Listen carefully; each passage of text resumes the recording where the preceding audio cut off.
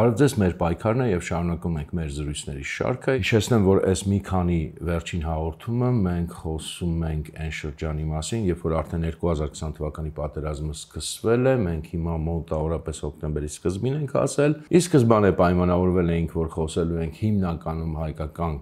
քաղաքական էլիտաների արձագանքների, դիրքորոշումների մասին պատերազմի ընթացքում, բայց հնդածս ոնց որ թեման ինքը թելադրեց, որ բացի այդ ներքին ուրեմն արձագանքից, նաև ժամանակ առ ժամանակ անդրադառնում ենք արտաքին իրավիճակին, արտաքին կոնտեքստին եւ հատկապես մեր սիրելի, այսպես ասած, ռուս-թուրքական վանդակի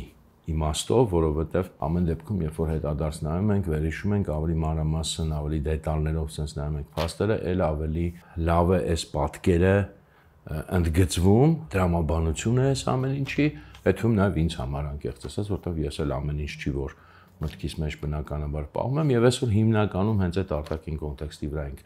կենտրոնանալու։ Շարունակվում է, այսպես ասած, աշխարհում, ինչպես մեր մոտ սիրում են ասել, աշխարհում իհարկե ամբողջ աշխարհի մասին չի տվյալ դեպքում խոսքը, արձագանքները կամ արձանագրումները նրա, որ այս պատերազմում 2020 թվականի հայ-ադրբեջանական պատերազմում լուրջ դերակատարում ունի Թուրքիան եւ հատկապես Թուրքիայի հովանավորությամբ նաեւ Սիրիայից բերված զինյալները։ Ոչ բոլոր երկրներն են սրան արձագանքում, ոչ բոլոր երկրներն են նշում պաշտոնական մակարդակով, բայց հատկապես օրինակ Ֆրանսիան, հատկապես օրինակ Պարսկաստանը կտեսնենք,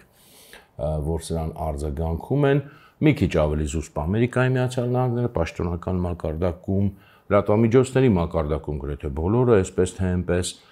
եւ իհարկե հատուկ ուշադրություն կդարձնենք, թե ինչպես են այդ փաստին արձագանքում մեր սիրելի դաշնակից ռուսները։ Իհարկե էլի շեշտում եմ խոսքը մենակ ռուսների մասին չէ, օրինակ ԱՄՆ-ի արձագանքն էլ պաշտոնական բավականին զուսպ է, չգիտեմ Գերմանիայի արձագանքը, ՆԱՏՕ-ի արձագանքը, բայց հակառակ բանն էլ կա, ասենք Ֆրանսիայի կամ Պարսկաստանի արձագանքը շատ այսպես արտահայտիչ է։ Հիմա սկզբից սկսենք, ուրեմն տեսնենք ինչ արձագանքներ կան, մի քանիսը ուղղակի ես նույնիսկ այտենց շատ թեթև կկարդամ, որովհետև կարևոր է նաև թե ինչ կերպով է նկարագրվում, ինչ կերպով է արձանագրվում եւ հետո կանցնենք առաջ։ Ուրեմն Ֆրանսիայի մասին շատ էլ չեմ խոսա, որտեղ օրինակներ բերել եմ, նույն Մակրոնը էլի շարունակում է անընդհատ իր տարբեր հայտարարություններում, զրույցներում շեշտել, որ Սիրիայի վարձկանների հատկապես մասով Պարսկաստանին ես կառանձնացնեմ առանձին կխոսամ, հետո կհասկանանք թե ինչու եմ առանձնացնում, այդտեղից որտեղ կապ պետք է տանք թեմայի շարունակությանը, դրա համար սկզբում ավելի շատ կներկայացնեմ դեռևս արևմտյան արձագանքները, հատկապես մամուլում, շատ կարճ կոնտեքստ ուղղակի ներկայացնելու համար։ Օրինակ CNN-ը գրում անդրադառնում է թեմային, ասում է, որ նոր ապացույցներ են հայտնվում առ այն, որ սիրիացի զինյալներին որպես վարձկաններ են հավաքագրում Ղարաբաղյան հակամարտության գոտում Ադրբեջանի կողմից ռազմական գործողություններին մասնակցելու համար։ Նույնը Guardian-ը, գիտեք, անգլիական հայտնի թերթ է, հայտնում է, որ խոսել են, որում էս հետաքրքիր է դրա համար են բանում, խոսել է Ղարաբաղում գտնվող սիրիացի վարձկանների հետ, այսինքն հարցազրույց են վերցրել, գտել են այդ մարդկանց հարցուփորձ են արել Fox News-ը, որը CNN-ի այն հակադիր ճամբարում է քաղաքական պայքարում Ամերիկայի, Fox News հեռուստաալիքը նույնպես հաղորդում է Թուրքիայի կողմից սիրիացի ահաբեկիչների հավաքագրման մասին, նրանց Լեռնային Ղարաբաղում պատերազմ ուղարկելու համար։ Այստեղ արդեն մնացածը sense մանրամասն չթվարկեմ արևմտյան մամուլի հետ կապված, նաև Washington Post-ն է անդրադառնում թեմային, ինչն է հետաքրքիր ուրեմն ոչ միայն արևմուտքում, եւ ես հիշատակեցի Ֆրանսիա, Պարսկաստան, արևմտյան մամուլ, բայց այստեղ օրինակ կան ոչ այդքան առաջին հայացքից սպասելի արձագանքներ, Արաբական պետությունների լիգայի գլխավոր քարտուղար Ահմեդ Աբուլգեյթը, ըստ Arab News-ի, ուրեմն ասում են դրա մասին, որ Կովկասում եւ միջերկրական ծովում տարածաշրջանային լարվածություն ուժ գնացնելու գործում Թուրքիայի դերը վատ ավարտ կունենա երկրի համար։ Սա ալի ասեմ հայտարարել է Արաբական պետությունների լիգայի գլխավոր քարտուղարը։ Հիմա կհասկանանք ինչ եմ այսքան մանրամասն այդ բոլորին հիշատակում։ Նույնիսկ ուրեմն Թուրքիայի խորհրդարանի հայ պատգամավոր Կարո Փայլյանը, այսինքն Թուրքիայի պատգամավոր, գիտեք, երևի լսել եք անուն, նույնպես հայտարարություն է տարածել Արցախի դեմ Ադրբեջանի ագրեսիային Թուրքիայի բացահայտ աջակցության եւ Հայաստանի նկատմամբ թշնամական հայտարարությունների հետ կապված, այսինքն նույնիսկ Թուրքիայի հայազգի պատգամավորը ճիշտ է գտել, հնարավորություն է գտել Թուրքիայի դերը այս պատերազմում բացահայտելու եւ շեշտելու, ինչը սրան զուգահեռ տեղի ունենում Հայաստանում հայտարարությունների մակարդակով, ելի հիմնական Թուրքիայի հետ կապված թեմայի շուրջ եմ ուզում ներկայացնեմ, դե բնականաբար շարունակվում է Հայաստանում այդ թեմայի արծարծումը, այդ թվում շարունակում է նաև այդպես այն ինչ որ անցյալ անգամ ներկայացրեցինք, այսպես մի քիչ աղիողորմ ոճով, հատկապես մեր սիրելի վարչապետը, ուրեմն Նիկոլ Փաշինյանը նույնպես այդ ոճը շարունակում է, հարցազրույցում է ասում, բայց անկեղծ ասած չեմ նշել մոտս հարցազրույցներից մեկում, նա ասում է, որ եթե աշխարհը պատշաճ չարձագանքի, ուրեմն Եվրոպան պետքա Թուրքիային սպասի Վիեննայի մատույցներում։ Չմեկնաբանեմ երևի ավելորդ են նույնիսկ ասել, թե ինչքան ոչ արդյունավետ այսպես ասենք հայտարարություն է սա, նախ իհարկե Թուրքիան ոչ մի Վիեննայի մատույցներում էլ չէր հայտնվելու, ոչ մի պարագայում, ինչ էլ լիներ Հայաստանում եւ Արցախում, սա այնքան իհարկե չափազանցությունը քարոզչության մեջ տեղ ունի, բայց սա այնքան ակնհայտ չափազանցված հայտարարություն է, որ բնականաբար ոչ մեկ սա լուրջ չէր ընդունելու, դման վտանգ բնականաբար չկար եւ բացի այդ էլ Թուրքիայով Եվրոպային այդ պահին վախեցնելու այդ ասենք մարտավարությունը ինքը բացարձակ ոչ արդյունավետ եւ ոչ հետաքրքիր Թուրքիայի ներգրավվածությունը, մասնակցությունը սա այլ հարց է Ղարաբաղյան հակամարտության մեջ, հա, բայց այդ Վիեննայի պատերի տակ կհայտնվի եւ այլն այդ գերչափազանցված ոճը ինքը իհարկե բացարձակ ոչ adekvat է, տարածված հայկական խաղ կա, սիրված հայկական խաղ կա, երբ որ մենք հայերս շատ լուրջ դեմքով եւ շատ մանրամասն եւ շատ մտահոգված բացատրում ենք իհարկե Ռուսաստանին, ոչ միայն Ռուսաստանին, ընդհանրապես աշխարհին, տարբեր երկրներին, բայց հատկապես Ռուսաստանին, այդ ժանրը գիտեք կա, իրենց շահերը եւ այն վտանգները, որոնք Ռուսաստանին սպառնում են։ Եվ մի օրինակ բերեմ, հասկանալի է, որ բազմաթիվ այդպիսի օրինակներ կան այդ օրերին, մի փորձագետ, ես նույնիսկ չեմ ճանաչում ով է, խոսում է ուրեմն մեծ Թուրանից, որ Թուրքիան Ադրբեջանի միջոցով Արցախում պատերազմի մեջ մտնելով մեծ Թուրան ստեղծելու փորձ է։ Իհարկե ես չեմ ուզում շղթեմ այն, որ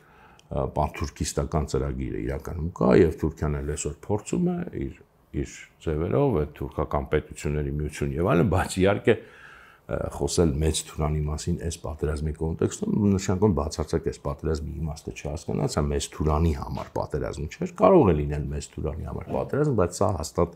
դա չէր, ճիշտ հակառակի համար պատերազմ էր, չնայած Թուրքիայի ներգրավվածությունը եւ մասնակցությունը, բայց նույնիսկ այս մեծ Թուրանը այստեղ կարեւոր չի, ինչքան որ շարունակությունը մեծ Թուրանի ստեղծման գաղափարն անգամ հենց Ռուսաստանի եւ Իրանի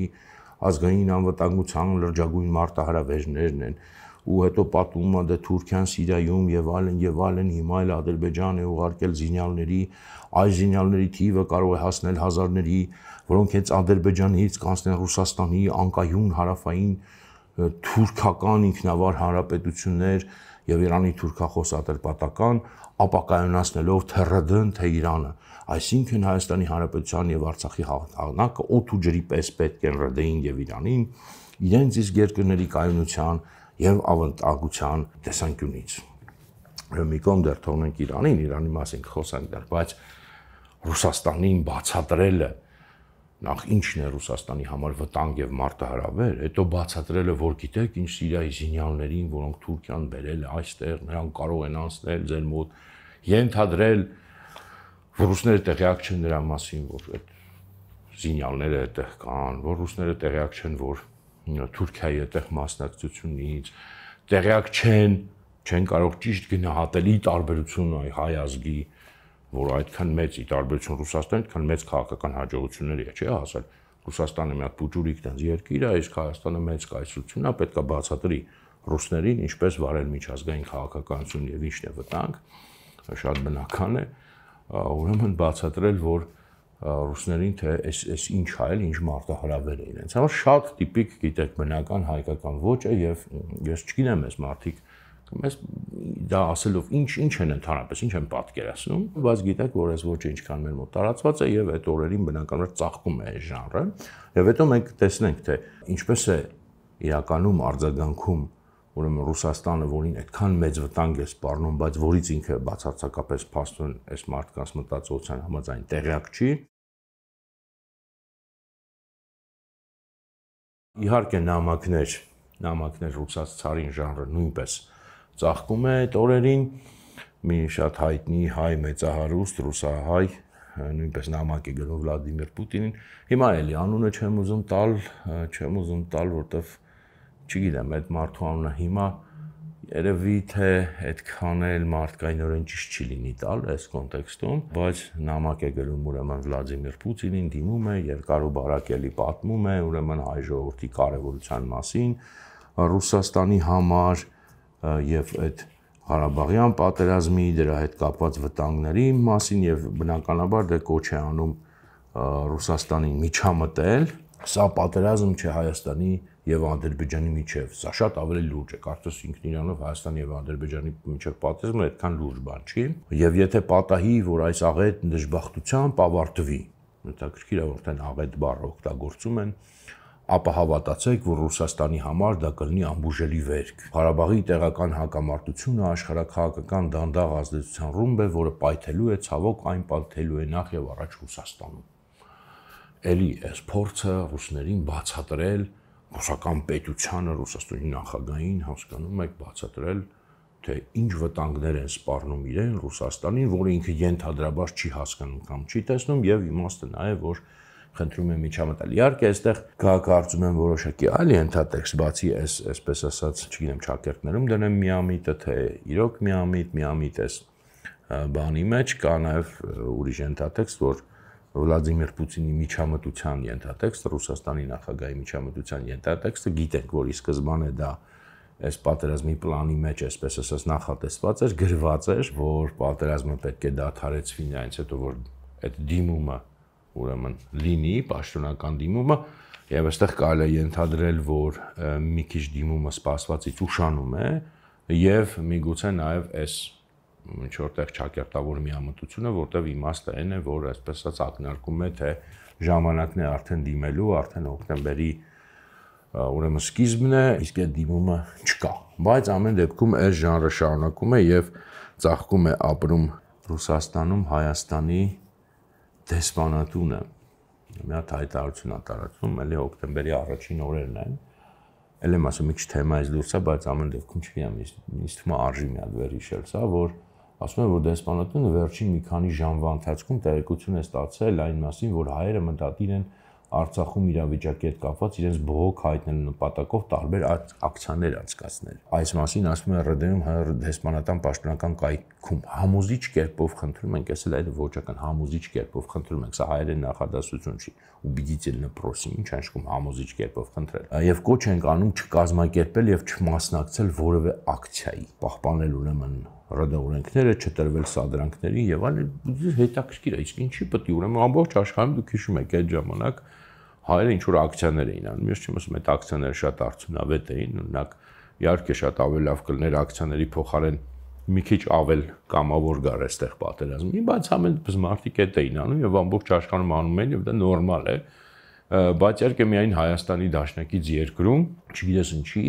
հայերը իրավունք չունեին ակցիա անելու եւ ոչ ավել, ոչ պակաս դրա մասին պետք է հորդորել իրանց հենց Ռուսաստանում Հայաստանի դեսպանատունը։ Սա էլ եմ ասում զուտ իմիջալուց,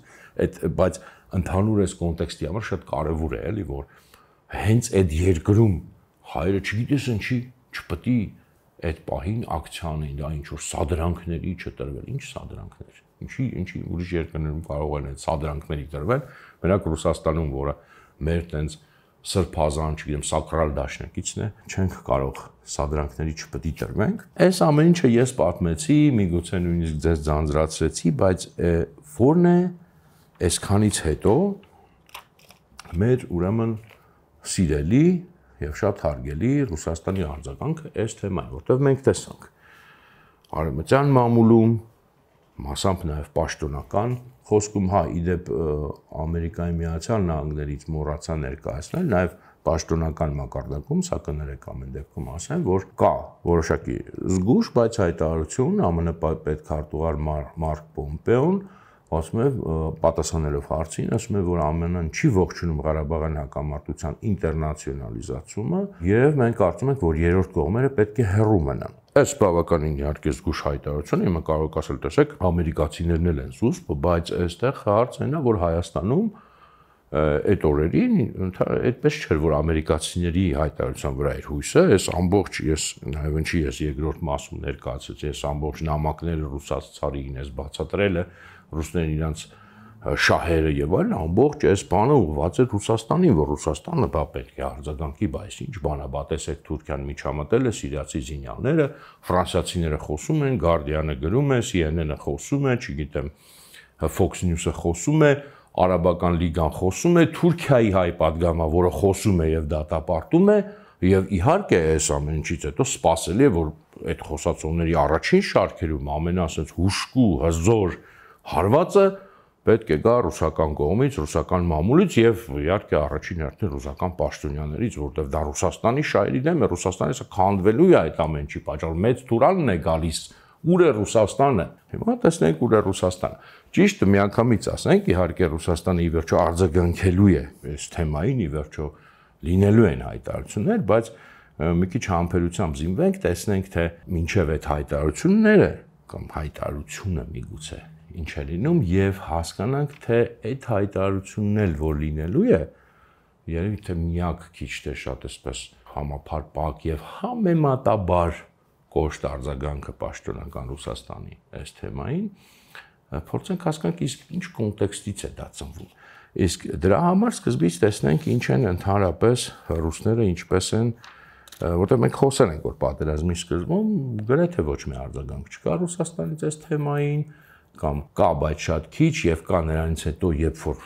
Մակրոնը շատ է արդեն այսպես ասած խոսում եւ այդ թվում խոսում է ռուսների հետ եւ մի հատ ինչ որ մի բան ռուսները ասում են քեզ բերան,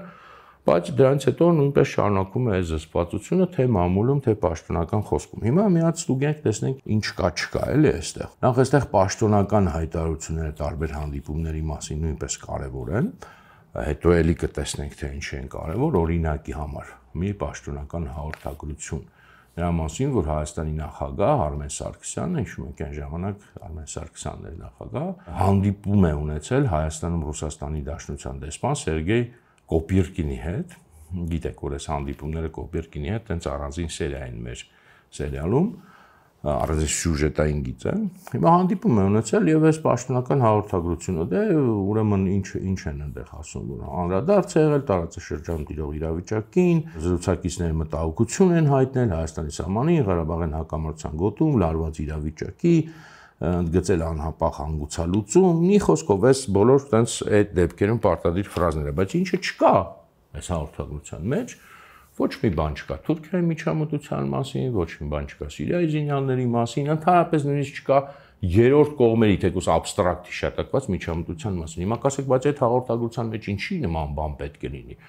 Դե ես վստահ եմ, որ այդ խոսակցության ընթացքում գրեթե վստահ եմ, որ ամեն դեպքում հայկական կողմից այս թեման բարձրացվել է, չէր կարող չբարձրացվեր, եւ եթե հաղորդագրության մեջ չկա նշում սրա մասին եւ մենք տեսնում ենք որ այլ երկրների պաշտոնական խոսքում կա եւ դեռ կտեսնենք որ Պարսկաստանի դեպքը դեռ չենք խոսացել առանձին ենք խոսալու կլինի եւ կտեսնենք որ այլ պաշտոնական հայտարարություններում կա այստեղ սրա չլինելը կարեւոր հանգամանք է որովհետեւ իսկ ինչու պետք է չլինի չէ որ եթե ասենք իսկականից այս ամեն ինչը իրոք այդքան Ռուսաստանի հենց նախ եւ առաջ շահերի դեմ է ոչ Ամերիկայի ոչ Ֆրանսիայի ոչ չգիտեմ այն մյուս երկրների ու Պարսկաստանն էլ եմ ասում եմ կողմ Ռուսաստանի հետ խոսակցությունը Հայաստանի նախագահ դեսպան շատ բնական է սպասել որ այստեղ թեկուզ թեթև դիվանագիտական ինչ-որ արձագանք կլինի որ երրորդ կողմերի միջամտություն եւ այլն ոչ մի բան չկա վստահ լինելով որ հայկական կողմից սա բարձրացվել է պաշտոնական տեքստի մեջ սա չի մցվել ինչու չի մցվել էլի շատ դժվար է ենթադրել որ հայկական կողմի բնման որտեղ նման հայտարարությունները համաձայնեցվում են եւ արդեն հասկանալի է թե ում խնդրանքով կամ ում այսպես ասած խմբագրմամբ հենց այսպես է ներկայացվել որ նման թեմա ընդհանրապես չի որը չի հիշատակվել որը էլ եմ ասում շատ բնական պետք է լինի հետո Խոսում են նաև Հայաստանի եւ Ռուսաստանի արտաքին գործերի նախարարներ Սերգեյ Լավրովն ու Զոհրաբ Մնացոկանյանը։ Էլի քննարկել են Ղարաբաղյան հակամարտում ցանկոտում էսկալացիան, ուշադրության կենտրոնում են հարցերը եւ այլն, ուրեմն մի խոսքով խաղաղ բնակչություն, շուտապույտ հրադադարի անհրաժեշտություն, դիվանագիտական ճանապարհ, դո չգիտեմ ԵԱՀԿ Մինսկի խումբ, ինչ որ գիտեք, եւ ոչ մի բան բնականաբար Թուրքիայի մասին, ոչ մի բան Սիրիայի զինյալների մասին, ոչ մի բան թեկուզ էլի երրորդ կողմերի ներգրավվածության անթույլատրության մասին։ Եվ էլի վստահ պետք է լինենք, որ Զոհրաբ Մնացականյանը, ով էլ լինել ընդհանրապես Հայաստանի արտգործնախարարը, վստահաբար այս թեման բարձրացրել է, ինչ պատասխան է ստացել, սա այլ հարց է, բայց հաղորդագրության մեջ ոչինչ չկա սրա մասին, հետևաբար հաղորդագրության խմբագրման ժամանակ համարվել է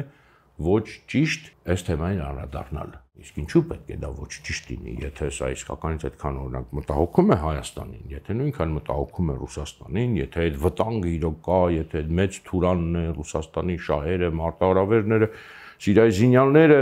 որոնց դեմ Ռուսաստանը 2015 թվին ասելով որ մենք մտնում ենք Սիրիա, որպեսզի այդ զինյալները հետո չգան Ռուսաստանի սահման, եկել են Ռուսաստանի սահման, բայց Ռուսաստանին դա չի մտահոգում, փաստորեն դրա համար այս հաղորդագրությունների մեջ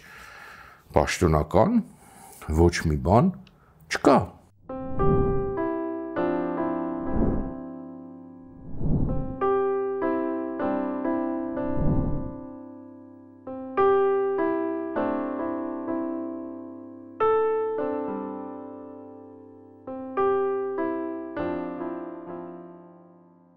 Ու Պուտին-Նիկոլ խոսակցություն, էլի նույն բանն է, իդեպ, որ երրորդ արդեն խոսակցություն, էլի պաշտոնական հաղորդագրության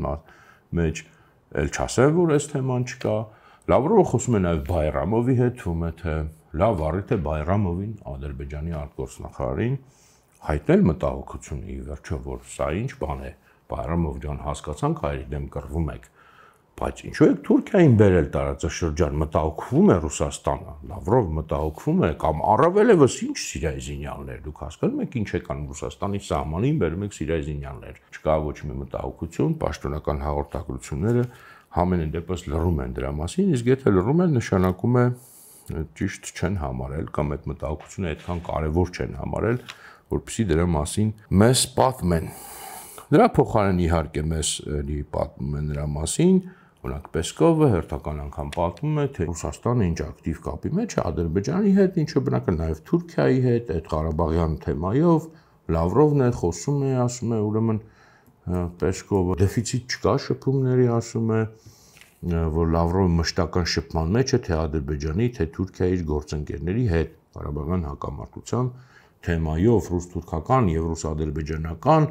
ինչպես նաև ռուս-հայկական երկխոսությունն իրականացում է բարձր մակարդակով եւ մշտապես։ Ռուս-ադրբեջանականը եւ ռուս-հայկականը հասկանալի է այս կոնտեքստում, բայց տեսեք ադրբեջանականին բան չեմ ասում, ի վերջո մենք հասկանում ենք հետսովետական երկիր է, Ռուսաստանը կայսրություն է, նա կապեր պետք է փորձի պահպանել հավասարակշռություն, ես այս հարցում իրեն քան չեմ քննադատում ռուսական քաղաքականությունը, հարցերը ամենևս չեն ծագում, ինձ համար հասկանալի է, բայց Թուրքիայի հետ ինչ գործ ունեն այդքան ոչ դեֆիցիտային եւ մշտական շփման, ինչ կապ ունի Թուրքիան Ղարաբաղի հակամարտության հետ, որ այդ մշտական շփումը կա, ընդ որում կարելի է ընդհանրել, որ գոնե այդ մշտական շփման իմաստը պետք է լինի անընդհատ մտահոգություն հայտնելը Թուրքիային, ինչպես օրինակ չինը Ֆրանսիայի նախագահն է հայտնում, ինչպես պարսիկներն են հայտնում, բաց մտահոգություն, բայց չկա այդ մտահոգությունը, մշտական շփում է Թուրքիայի գործընկերների հետ քննարկում են, ինչի՞ Թուրքիայի գործընկերների հետ քննարկում Ղարաբաղյան հարցը, մենք այս հարցը բարձրացրել ենք, բայց էլի ենք ուզում բարձրացնել, որովհետև սա անդադ կրկնվում է, ասենք հասկանալի է, օրինակ ԵԱՀԿ Մինսկի խումբ կա, Ֆրանսիա, չգիտեմ, Ամերիկայի Միացյալ Նահանգները հասկանալի է, թե ինչ կա այդտեղ քննարկելու, բայց ինչ կա քննարկելու հատկապես Թուրքիայի հետ, որ այդքան մեծ վտանգ է ներկայացնում եւ մեծ թուրանով ուզում է քանդել Ռուսաստանը, բայց արի ուտես, որ ռուսները իրենց թուրք գործընկերների հետ քննարկում են,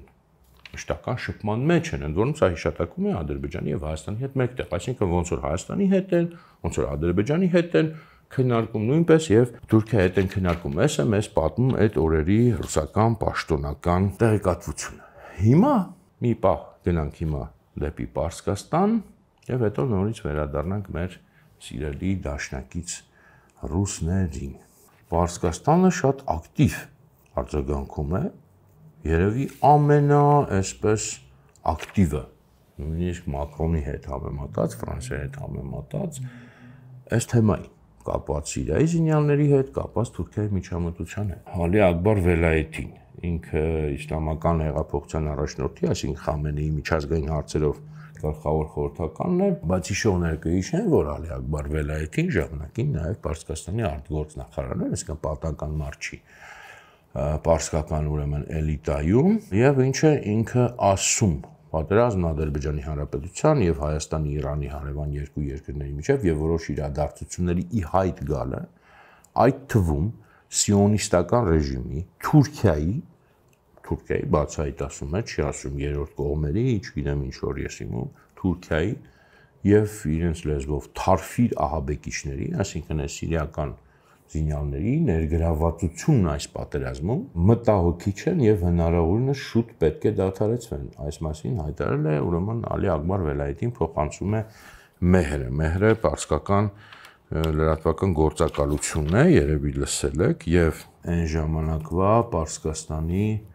նախագահը Հասան Ռոհանին Իրանը մտահոգված է Ղարաբաղյան հակամարտությանը այլ երկրների հնարավոր միջամտությամբ եւ տարածաշրջանային պատերազմի վերածվելու հեռանկարով։ Այս մասին Իրանի նախագահ Ռոհանին ասել է իր ադրբեջանցի պաշտոնակից Իլհամ Ալիևի հետ հեռախոսազրույցի ընթացքում, այսինքն սա ոչ թե ուղղակի հայտարարություն է նախագահի կողմից է, ուրեմն պաշտոնական հայտարարություն եւ սա ասում է, որ ինքը ասել է Իլհամ Ալիևին, այսինքն Պարսկաստանի նախագահը խոսելով Իլհամ Ալիևի հետ ի տարբերություն օրինակ տեսանք, որ Լավրովը խոսում է Բայրամովի հետ, ոչ մի բան չկա, Թուրքիայի հետ խոսում է, ոչ մի բան չկա, ես դրա համար ասի, ցեք պաշտոնական հայտարարություններ կան, խոսք չկա այս թեմայի մասին, այստեղ խոսք կա։ Ես նաև դրա համար հատուկ շեշտեցի, որ կան այլ պաշտոնական հայտարարություններ, որտեղ այս թեման արծարծվում է եւ Իլհամ Ալիևի հետ խոսակցության մեջ, որը Իրանի պաշտոնական ուրեմն իրնագործակալությունն է ասում, հայտնել է այդ մտահոգությունը։ Մնացածը արդեն գալիս է այստեղ արդեն խաղաղություն եւ այլն, բայց մտահոգությունը շատ, այսպես ասած, հստակ է։ Հիմա այս մեկը երևի պետք է մի քիչ շուտ ասեի այն ընդհանուր ռուսական արձագանքների հետ միասին, բայց հիմա կասեմ, որտեղ անկեղծ ասած այդ մեկը բաց թողեցի։ Այստեղ նաև Պեսկովին ուղիղ հարց են տալիս նրա մասին, թե ինքը ինչ է մտածում նրա մասին, որ Սիրիայի նախագահը այն ժամանակ Բաշար Ասադն էր, դեռ հիշում եք, ասում է, որ Սիրիայից ահաբեկիչներին օգտագործում են Լեռնային Ղարաբաղում։ Եվ Պեսկովին հարցնում են, ասում են, ինչ եք դուք դրա մասին մտածում, ինքը պատասխանում է, մենք ուշադիր ծանոթանում ենք պետությունների ղեկավարների բոլոր հայտարարություններին։ Շատ հետաքրքիր իհարկե պատասխանը եւ շատ բովանդակալից, բայց հիմա ուրեմն մենք շարունակենք թեման, Պարսկաստանի մասին ասեցի եւ հաջորդը ուրեմն այս ընթացքում նաեւ ինտենսիվ հեռախոսազրույցներ, շփումներ են տեղի ունենում նաեւ Ռուսաստանի եւ Պարսկաստանի Իրանի արտգործնախարարների միջև եւ այս զրույցների մասին պաշտոնական հաղորդագրություններում է, որ փաստորեն ի հայտ է գալիս Ռուսաստանի հետ կապված գոնե ասենքն այդ նույն թեման Թուրքիայի եւ Սիրիայի զինյալների մասին։ Այսինքն մենք տեսնում ենք, որ մինչեւ այս թեման ռուսական տարբեր պաշտոնական հայտարարություններում, հաղորդագրություններում ըստ էության այս թեման չկա։ Պեսկովը ասում է, որ իրենք ուշադիր հետևում են ամեն ինչին, բայց ոչինչ բան չի ասում, մինչև այդ անցյալ անգամ էլ նա անցյալ զրույցներում էլ խոսել ենք, Զախարովն էլ էր մոտավորապես նենց մի բան ասում, որ մենք ամեն ինչին ուշադիր հետևում ենք, ամեն ինչին տեղյակ ենք եւ ինչ որ մի երկու բան այդպես էլի ասել են կիսատ պրատ, բայց այստեղ ուրեմն այս հաղորդագրություններում է, որ առաջին անգամ Ռուսաստանի հետ կապված կոնտեքստում ի հայտ է գալիս իրական մտահոգություն։ Երկու առնվազն հեռախոսազրույց այս հոկտեմբերի առաջին օրերին Ռուսաստանի եւ Իրանի արտաքին գործերի նախարարներ Սերգեյ Լավրով եւ Մոհամմադ Ջավադ Զարիֆը հեռախոսազրույց են ունեցել, որի ընթացքում մտահոգություն են հայտնել Լեռնային Ղարաբաղում ռազմական գործողությունների կապակցությամբ։ Մանրամասն քննարկվել է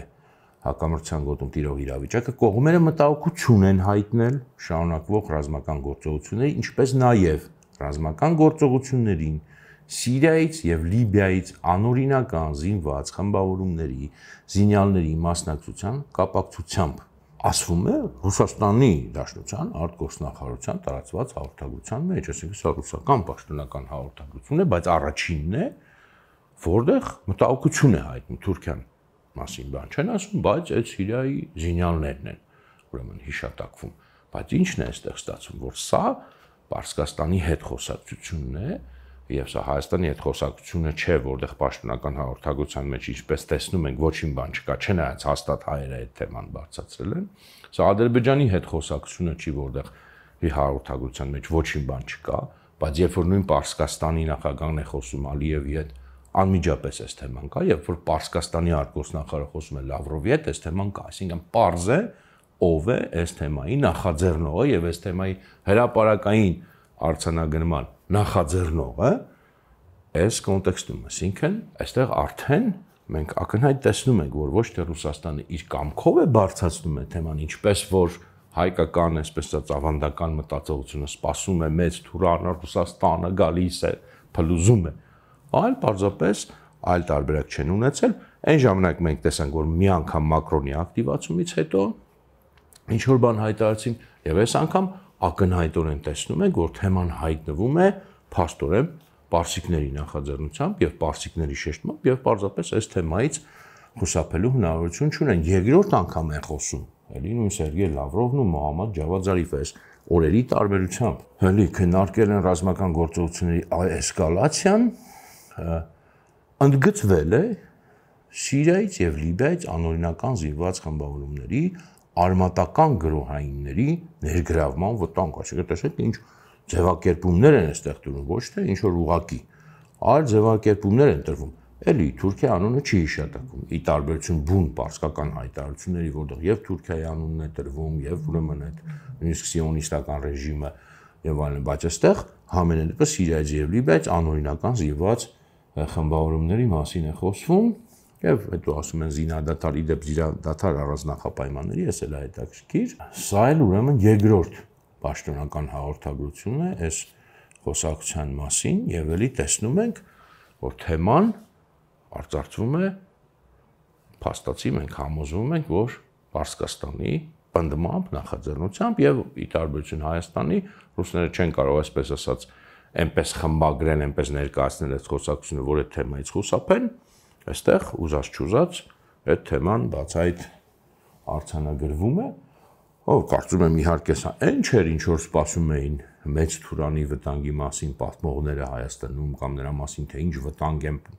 Սիրիայի այդ զինյալները, այս այն Ռուսաստանի արձագանքը չի ինչ որ սպասում էին, բայց կա եւ կա էլի դրսի ճնշմամբ, այս անգամ Պարսկաստանի։ Եվ սրանից հետո է, որ ինքը Ռուսաստանը առանց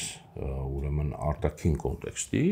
Ռուսաստանից մի բավականին կոշտ վերջապես հայտարարություն է հնչում այս թեմայով, այս ամեն ինչից հետո է շեշտեմ, ոչ թե առաջ է, ոչ թե ման, այլ այս ամեն ինչից հետո եւ փաստորեն այս կոնտեքստում է բառացիորեն տենց գրեթե նույն օրը կամ մեկ օրվա տարբերությամբ այս զրույցներից հետո արդեն եւ նրանից հետո, բացի նրանից, որ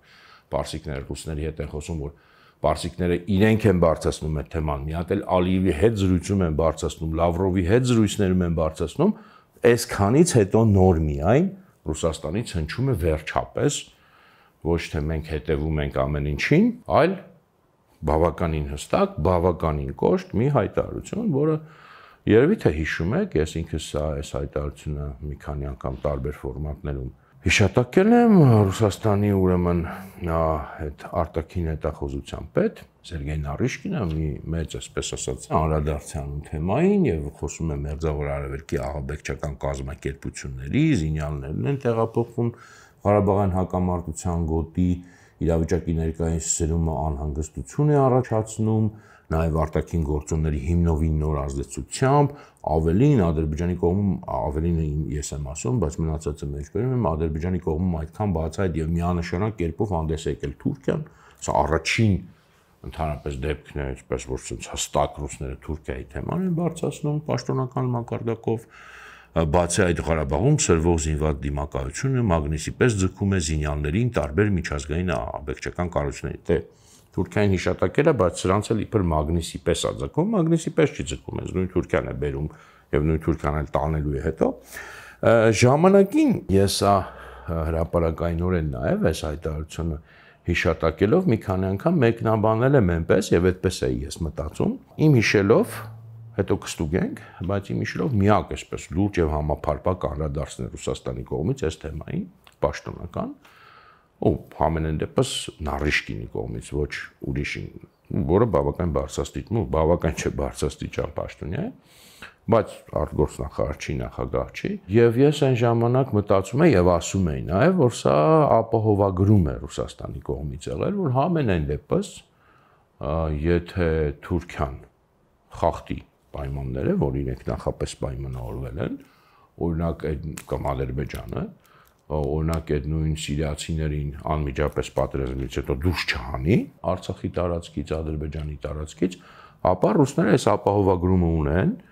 կամ որևէ այլ ձևի խախտեն ինչ որ պայմանավորություն, իրենք այս ապահովագրումը ունեն եւ համապատասխանաբար կարող են գործողությունների դիմել։ Ես այդպես էի մեկնաբանում։